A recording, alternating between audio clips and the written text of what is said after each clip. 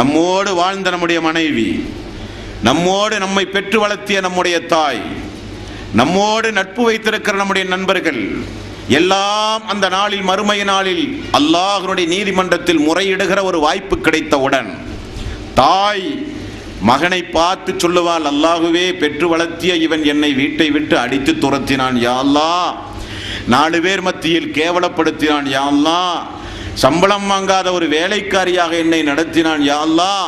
தாயினுடைய புகார், தந்தைமார்களுடைய புகார், மனைவிகளுடைய புகார், மக்களுடைய புகார், புகார்களுக்கு ஏற்றவாறு நம்முடைய நன்மைகள் அந்த நாளில் எடுத்து கொடுக்கப்படும்.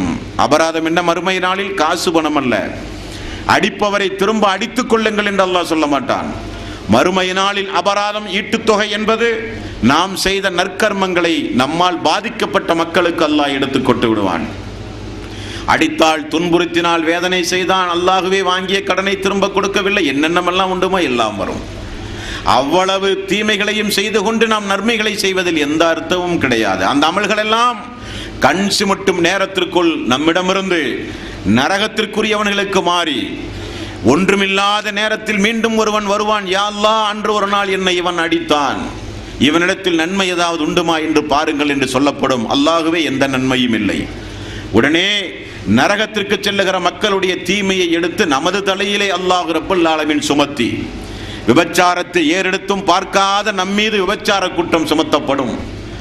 திருட்டு, கொலை, கொள்ளை போன்ற மாபாதகமான காரியத்திலே இருந்து விலகி வாழ்ந்த நம்மீது அந்த பாவங்கள் எல்லாம் சுமத்தப்பட்டு நரகவாசி சொர்க்கவாசியாக, சொர்க்கவாசி நரகவாசியாக மாறுகிற அந்த நேரம் வருமே, அவன்தான் உண்மையான திவாலானவன் என்றார்கள் ரசூலுல்லாஹி ஸல்லல்லாஹு அலைஹி வஸல்லம்.